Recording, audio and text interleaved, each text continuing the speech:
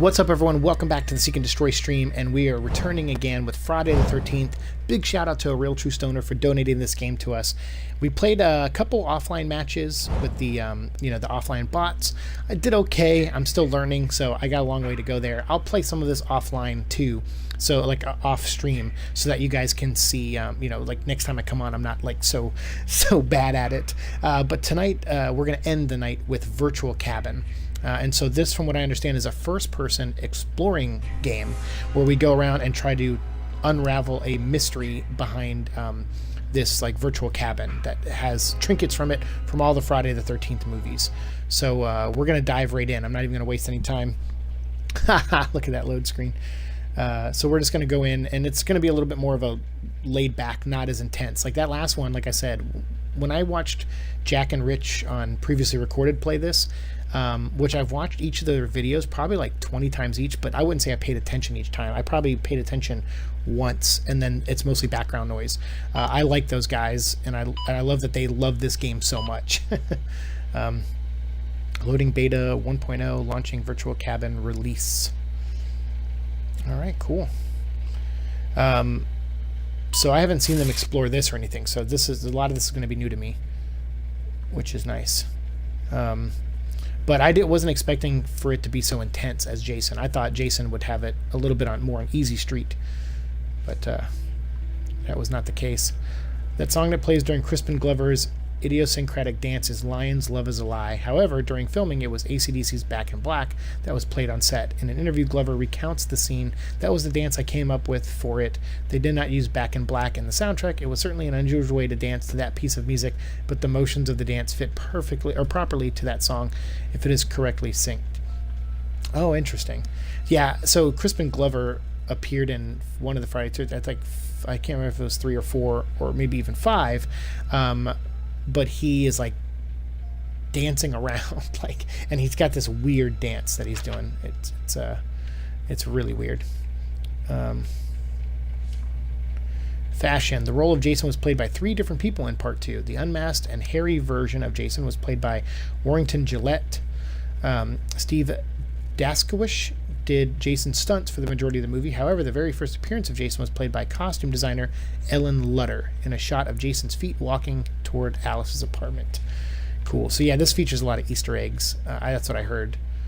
Release date: every Friday the 13th movie has been released on a Friday, but only 4 out of the 10 have been released on a Friday the 13th. That's cool. Twisted Secrets revealed. Location Scout. Friday the 13th. August. Neat. Seek, you're a handsome man. I'd sleep with you. LOL. And I have high standards. Well, lucky for you, I also have high standards. And whoa, what's this? And I would return the favor of sleeping next to you, X-Force. After the success of the first movie, Frank Mancuso Sr., the CEO of Paramount Pictures, wanted to make the franchise into a serial with each movie having a different villain. A lot of that was going around because they did that for Halloween also. If you remember Season of the Witch, I think it was called, Halloween 3, it did not have Michael Myers. And they were like, oh, let's make our movies about other monsters that take place on Friday the 13th or take place on Halloween. And that didn't go over well with most people who just wanted the killer in the mask. Same thing with Jason. It was Steve Miner, the director of the second and third films, who made Jason into the series villain. Interesting. The role of Allie, the tough leader of a biker gang, was played by appropriately named actor Nick Savage.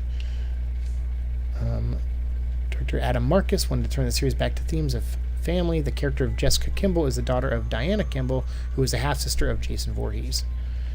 Interesting. So what is all this stuff? Diorama, a depiction of the final scene at the Voorhees house. Oh yeah, this is from Jason Goes to Hell. That's right. I was wondering, I'm like, why daughter? I forgot they gave Jason like a family member in Jason Goes to Hell. I haven't rewatched that one recently, but that was, I think I saw that in the theater as a kid. Alright, so these are people who worked on the game, I think.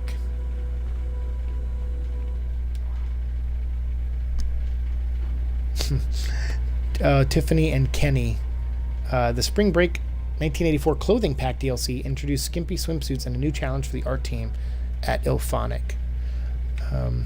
Oh, that's right. So we might get them down the line. They're just all prosthetic, like skin stuff. But there's like I'm just looking at the people on the wall here. There is extra like costumes for the characters. See, I don't know the story of this. Like it's like you're in a moment in time. Red bandana. In Friday lore, Steve Christie is the entrepreneurial son of David and Louisa Christie, who owned Camp Crystal Lake at the time of Jason's drowning. There's been a lot of talk about doing more remakes. I know Blumhouse mentioned Chris. She did her own stunts, including the alternate ending when she gets decapitated. There were talks of doing another remake, and I know Blumhouse was like, hey, I'd like to do a Friday the 13th. He said that recently in an interview. And then I guess also coincidentally, or maybe intentionally, said that they have 3 movies coming out between this year and the end of 2019 next year, and one of them comes out on a Friday the 13th. So there are a lot of people already speculating that that he may have got the rights to Friday the 13th. Christina V., who helped voice many popular animated and film projects, did the voice of Deborah Kim here. Alright, so there is like a mystery and there are puzzles, but I can't remember how we have to activate. I think we have to mess with the computer some, I think. What was the creepiest part about working on the game? Ooh. Oh, for sure the phone calls. Okay, sorry. That was great. Can you start over, but this time incorporate the question into your answer? My bad, yeah. So the creepiest part about working on this game was I get these weird phone calls to my personal phone. We worked on the game for almost, I think it was about 3 years. And every single Friday the 13th, we would get these calls from someone. At first, I thought it was someone at the studio, Paul or Dan or something, but it had to be like an F-13 fanboy or something. They would use this voice distortion and claim to be Pamela warning us to honor the memory of her son. Sometimes they would just laugh into the phone and hang up, but most of the times they would just, complain about the game taking so long. That doesn't sound that creepy. It wasn't until one time I called the number back and heard this.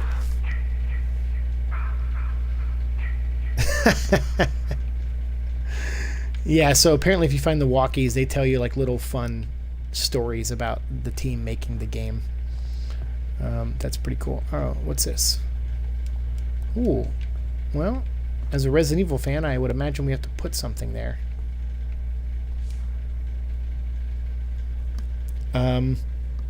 That was so stupid for Season of the Witch. I was like, what the hell is this? Oh, I know. A lot of people were when that movie came out. A lot of people were mad. Like, so mad. Oh, that's right. Crispin Glover goes downstairs to get a bottle of wine. Oh, and he bites it. The Big Apple. From a watery start to a toxic end, Jason spent Friday the 13th 8. Jason takes Manhattan covered in goo. According to Kane Hodder, they put slime on him every single shot. He was wet the entire movie. I had just watched that movie recently, the 8th one, with the commentary on. My favorite thing about this box set that my friend got me for Christmas was that it's not only all 8 movies, because normally when you see something like this, and it costs like, I think it retails for like $20 or something. You're like, 8 movies for $20, like they probably took all the special features off. Nope, they kept every single one. There's actually a special feature on each one of these movies that connect. There's 8 parts to it. So each special feature, for the first movie is here, second movie, and it's like a continuing story. It's like a history of Camp Crystal Lake. It's not the Camp Crystal Lake Memories documentary that they made, which I haven't watched yet, but I really want to watch, which is like told in 2 parts, I think, and it's like 4 hours of content. But yeah, there's but it's just something kind of fun to watch. But I watched the commentary and they talked about how the 8th movie was supposed to take place mostly in Manhattan. Like Jason was gonna like maybe wake up in Manhattan. It was just gonna mostly take place in Manhattan, and then every time they like a new draft came in or the producers got involved and they cut the budget, it ended up being where the last act of the movie took place in Manhattan, and where the movie was supposed to be all in Manhattan originally. So that was a pretty funny story to hear. Sean Cunningham saw our game and saw that it was a multiplayer and could essentially play out like a film. Sean Cunningham's the director of the first Friday 13th. For those who don't already know that. It's like Halloween franchise has 3 different storylines. LOL 1, 2, H2O, and Resurrection follows one story. Halloween 3 is its own story, and 4, 5, and 6 have another storyline. Yeah, which one's Paul Rudd in? I think he's in like 5 or 6, right? The origin of Michael Myers or something. That movie is I like that one with Paul Rudd in it, and he's like a little kid who was like watched the murders happen in like the earlier movies, grown up, obviously played by a different actor. The screenplay for the original Friday the 13th was initially titled A Long Night at Camp Blood. Director Sean Cunningham, however, had always wanted the name of the movie to be Friday the 13th. Even before he had a finished script, Cunningham took an advertisement out in trade publication to stake his claim to the popular idiom. The new title was successful, although you can still see references to Camp Blood sprinkled throughout the series. Yeah, I think they reference it a couple times. Characters will go like, oh, you mean Camp Blood? And they're like, no, it's Camp Crystal Lake. Oh, so we're in Packanack Lodge. Okay. All right, so we got masks here. A lot of people think that if people who are on the outside looking in, who don't know the franchise that well, they believe that Jason has always been in a mask, in a hockey mask. But actually, the first movie was not Jason, it was his mother. The second movie was Jason with a bag on his head. And the third movie is the one with the mask. And actually in the remake that they did with Jared Padalecki from Supernatural, you got Baghead Jason and Hockey Mask Jason in that movie. And this mask was Tommy Jarvis's mask, because in the 5th movie, they flirted with the idea of maybe making Tommy Jarvis the new Jason. That for killing Jason, the curse transferred onto him. At least that's what the original plan was, and then they decided against it like last minute. So yeah, Jason would have then been Tommy. Coming soon.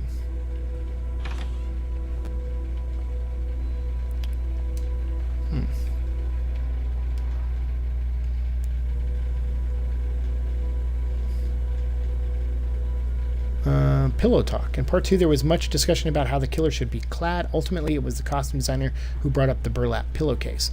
The headpiece was chosen because it was an item that would have been readily available to the killer. Though it was never well liked by the production crew, it did serve a bridge to the hockey mask.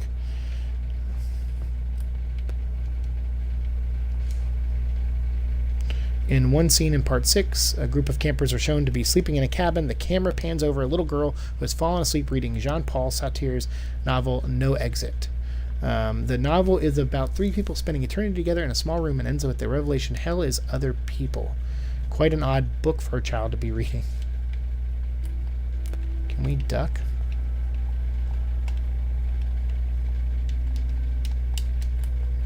I see a mask in there. No crouching, huh?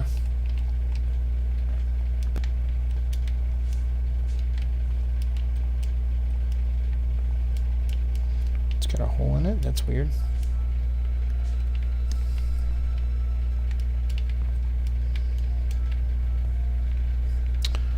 All right, so I don't know if we can do much more here. I think we have to mess with the computer. Oh, whoa.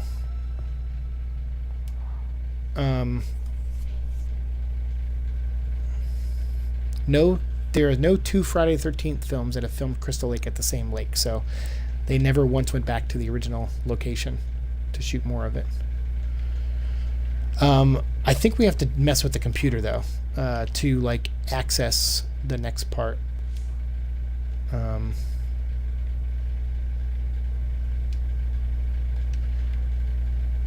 So, because right now we can only pick up things. Jason is Dead 2 for 1's burger sale. That's from Jason Goes to Hell. I remember that being a thing. These are all Tommy Jarvis's masks. He was a kid who made monster masks.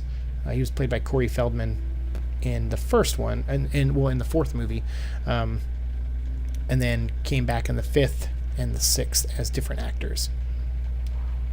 Although they did get Tommy Jarvis back for a scene in the 4th or 5th one, where just in the opening scene, he's like a little kid, and it just shows the transfer from him to adult. So they actually got him back. It was right when he was filming Goonies, so he wasn't like a big actor yet.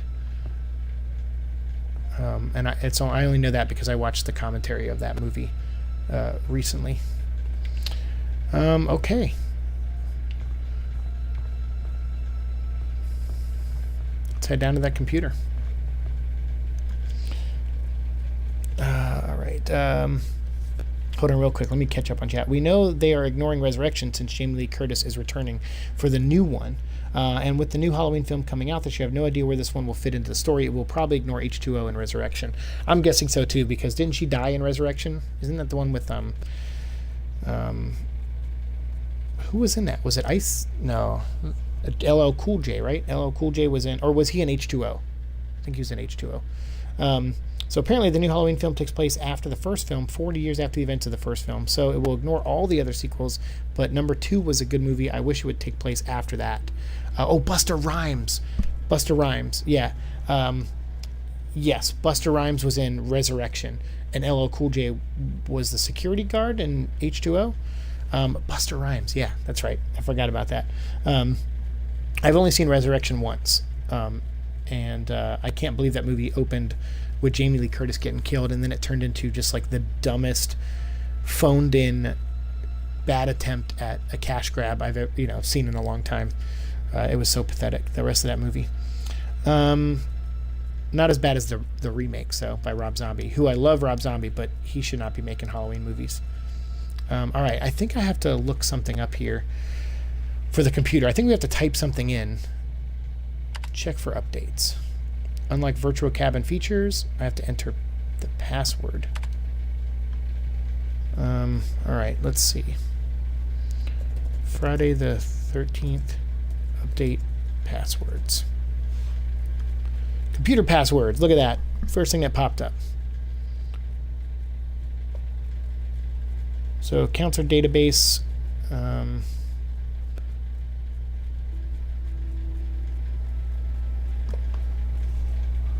Let's do mother. Is that what VC update is? Mother counselor database. Oh, we could put Wiseau in. Is that like Tommy Wiseau?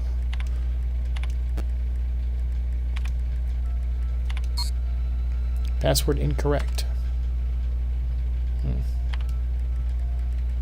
we got to do shift.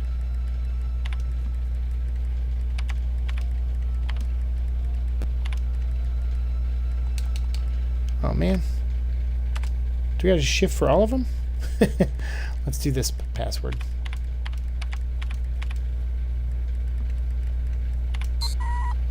No, so those don't work at all. All right, let's try mother. Mother is the password we'll try. According to this site. Downloading patch 1.1. Updating added downstairs display room. Added searchable furniture. Added X to access inventory. Controls. Added crouch. Oh, crouch is B now. And fixed bugs. Restore telephone functionality. Okay. Hey, sweet. Alright, well, there we got that. Rich, oh, what's up, Rich? Rich225566, thanks for the password. I appreciate it, dude. Mother, okay. So we got it. So I jumped to that site real quick to see someone. So I know nothing about this thing. I think I started watching a guy play it once, and that was it. And then I remember him in the background, because I had it on in the background as noise. I remember him saying something about a password, but I didn't see what he entered or anything like that. So, whoa. Oh, wait, this door opened. It wasn't... Oh, I was like, wait, did we not uncheck this room? There's a full-on snake. Rich, by the way, thanks for being here in the stream, dude. How are you doing? You did the whole cabin already? Sweet. Awesome, man. Well, that's good. It's good to have you here, because if I get stuck on a puzzle, would you mind helping me? Like, I'll call for a lifeline if I get stuck. But if you're able to hang out for a little bit, I'd probably use the help, because... Well, now you know the virtual cabin goes a little deeper than we let on. Oh, story time. Secrets left to discover. We hid some content in this cabin that will not be easy to unlock. You'll really have to think outside the box. like So I'm a kind of... puzzle game. Think of this less like a puzzle game designed to get through in like an afternoon. I'm kind of bummed. Experience for our community to get to know the movies better, or for the hardcore that's fans cool. to test their knowledge. Because I would have liked to play this when it first came out and it was like 1.0. Because I liked doing that with the Resident Evil 7. When they released that demo and it was like in sections, that was a lot of fun. Because it was like, all right, I can't do anything else right now. I'll come back to it later. And but, you know, coming in here with this update, that's pretty cool too. All right, so we have a green apple. I don't mind at all, Rich. Hey, Rich, dude, thank you for being here, man. Everybody shout out to Rich. He's going to be my lifeline if I get stuck on anything. Ooh, scripts. After coming up with the name Friday the 13th, director Sean Cunningham determined what the new movie would be about. According to Cunningham, there was very little to waste on conventional story things like character and plot. The next big decision was the setting, and the answer was summer camp. Like I said, I rewatched the first 8 movies recently and really was actually pretty impressed with, kind of, I wouldn't say like progressive, I guess is maybe the wrong word to use for it, but it was pretty neat to see that most of the times Jason died, with the exception of the Tommy Jarvis kill, he was defeated by women who were like, started off the story as girly girls and ended up like, it felt very much like Terminator 1, like Sarah Connor, which obviously a lot of these came first, but what I liked about the setting of the first movie too, or the themes, was that it was like the final battle was this young girl and this elderly woman, and I'm like, how anti-slasher flick could you get? Like if they were trying to remake that nowadays, it would probably seem goofy and silly to do, but to see it in the context of the first movie, the fighting and them rolling around on the ground was pretty goofy, but it still was kind of neat, because I was like, man, I don't know if you'd get a version like this nowadays, which is a bummer. All right, so we definitely got to so we got to go collect some dolls. Oh, that's a Killer Axe. That's a reference to... maybe I don't know this reference. Plays the role of Saffron Henderson, the rocker who gets axed with his own pick guitar. Oh, that's right. That is right. Take all of them. Oh, take them? Okay. Oh, that's right. I can grab now. All right. Thank you, dude. Thank you. All right. I missed the prompt. I forgot we can collect things now. Thank you for the heads up. Oh, we're going to need this. That looked like the thing that goes in the kitchen. This is so neat. I love this. And I like how the guy explained it just now. He was like, yeah, we wanted to make something for fans to get to know the movies better. So they made this virtual cabin. Oh, wait, there's a doll in here. Yep. Bandana, can we pick that up? We can, okay. We're just going to start collecting stuff now. My favorite Jason kill is the sleeping bag. Oh, which time? Because I like the sleeping bag kills too, but I like the one where it was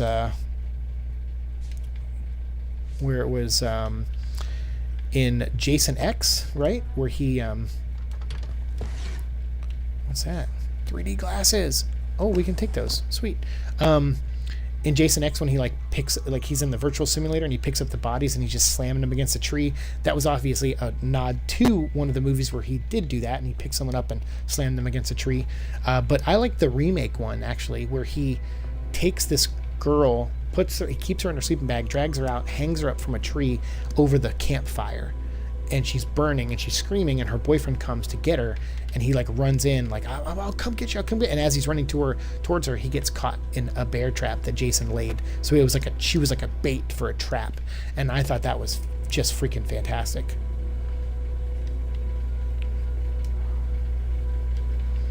So yeah, there's been a few deaths that way. The one where he slams it against the tree. Oh, that's a good one.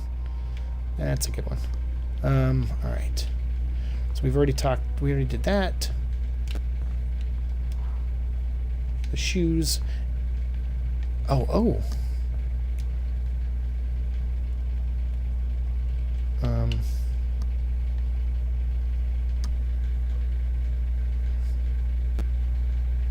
I don't know, it's red. Does that make sense? I don't know. The birds are red and the thing is... Oh, wait, here. We can do this. Oh, no, that doesn't go there. Oh. Okay. I don't know why I thought that went there. All right, let's go upstairs. Well, maybe there's some other stuff around here we can check.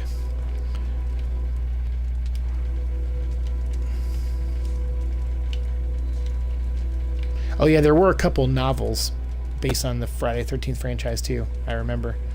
I think 2 of them were based off of the same. Like they did 2 different versions of one movie. Oh look, a tape. Star Mummy 3. All right, we're taking that. What's up, dude? J.R. La Chapa.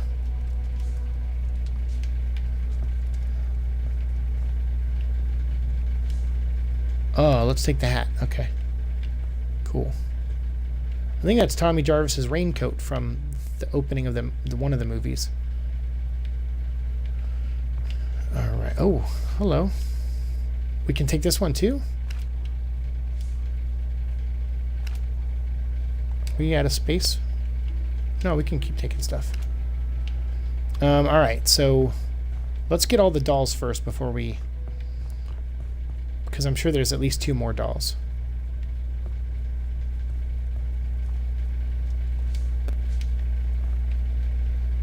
Oh, the masks. Yeah. Okay. There's a mask over here. Now that we can crouch, we can get it. I remember seeing this earlier.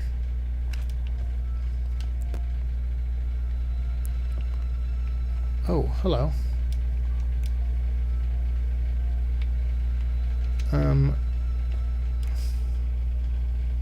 What goes there? The badge? I don't know, I'm going by color. I'm probably way off. Nope, wrong. You got all of... Oh, I got all the dolls? Okay. Hey, do me a favor, Rich. I don't mind you giving me tips, but at least let me get a little bit further than like 10 steps from something before you tell me I'm doing something wrong. If you don't mind. But all right, let's see. Oh shit, you're right though. You're right. I have 6 dolls. I'm an idiot. All right, let's see. So we have to make a depiction of the final scene set at the Voorhees house. Yeah, let's...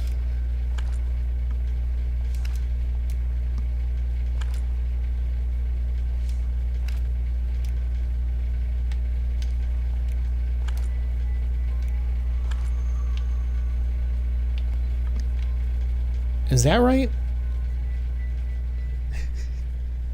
I got 2. Oh, I did screw them up. Okay. Okay.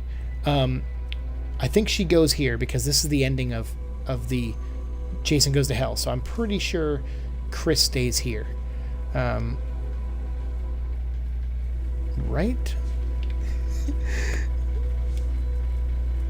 Who's the half sister? Oh, nope. That's the half sister, I think, is the one who gets the one up on Jason. Yeah. All right. So then back here, I got one person wrong. Okay.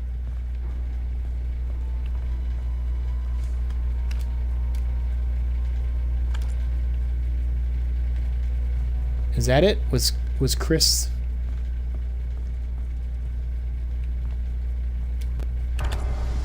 Boom! We did it! Thank you. Chris, don't go there. 2 out of 3 on that one, Seek. I know. We did it. Holy crap. Dude, Rich, thank you, man. Yeah, boy. All right. Because the thing is, I kind of remember the other scene with the biker gang. I kind of remembered that. But this one I remembered because Jason Goes to Hell, I think I saw it twice in a theater. But, and like once like 5 years ago. But it's so weird. I just watched these 8 movies and I remembered this one more. I don't know why. Such a strange movie, Jason Goes to Hell. All right, so we got our first patch. Yeah, dude. Oh, what? Where the hell did that come from?